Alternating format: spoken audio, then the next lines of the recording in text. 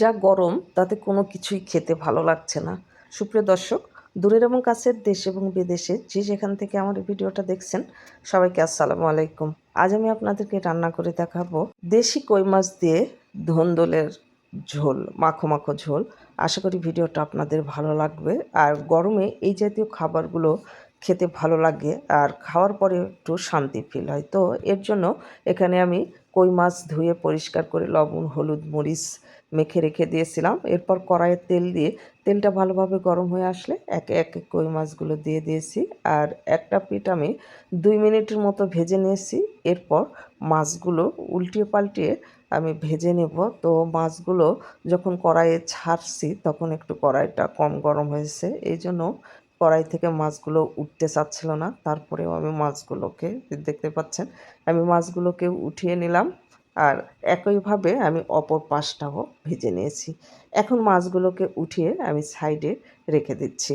আর এই কড়াইয়ে রান্না করব। তো মাছগুলো উঠানো হয়ে গেলে এই কড়াইয়ের মধ্যেই দিয়ে দিলাম 2টা পেঁয়াজ কুচি।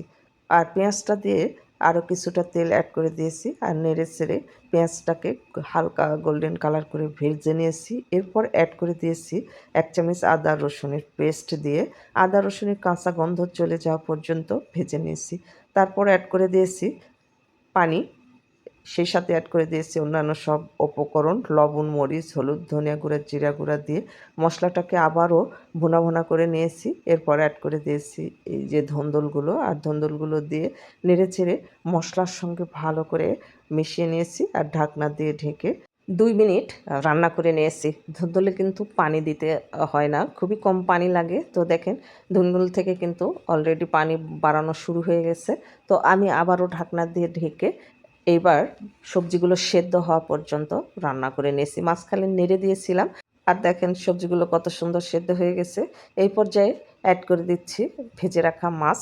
আর মাছগুলো দিয়ে যেহেতু ঝোলগুলো একেবারে কমে গেছে, তাই আমি প্রায় 1 কাপের মতো পানি অ্যাড করে দিয়েছি। আর এখন আমি ঢাকনা দিয়ে ঢেকে ঝোলটা কিছুটা টেনে আসা পর্যন্ত রান্না করে নিয়েছি। লবণটা কিন্তু অবশ্যই চেক করবেন। আমি লবণটা আগে চেক করে নিয়েছি অফ ক্যামেরাতে। এই যে দেখেন, আমি চুলার জালটা অফ করে দিয়েছি। আমার রান্না একেবারেই কমপ্লিট। এই পর্যায়ে চাইলে আপনারা কিন্তু ভাজা জিরার গুঁড়া ছড়িয়ে নামিয়ে নিতে পারেন। এই সিম্পল তরকারিগুলো খেতে কিন্তু ভীষণই মজা লাগে গরম ভাতে। আর গরমে এই তরকারিগুলো খেলে মনে হয় যে একটু শান্তি শান্তি লাগে। তো আমার ভিডিওগুলো যদি ভালো লাগে তাহলে আমার চ্যানেল সাবস্ক্রাইব করে পাশে থাকা বেল আইকনটা ক্লিক করে রাখবেন, যেন নতুন কোনো ভিডিও ছাড়ার সঙ্গে সঙ্গে নোটিফিকেশান সবার আগে আপনার কাছে পৌঁছে যায়। আর যারা ফেসবুক থেকে দেখবেন, প্লিজ ফেসবুক পেজটাকে ফলো দিবেন, লাইক, কমেন্ট, শেয়ার করে আমার পাশে থাকবেন। ভালো থাকবেন সবাই। দেখা হবে পরবর্তী ভিডিওতে। আল্লাহ হাফেজ।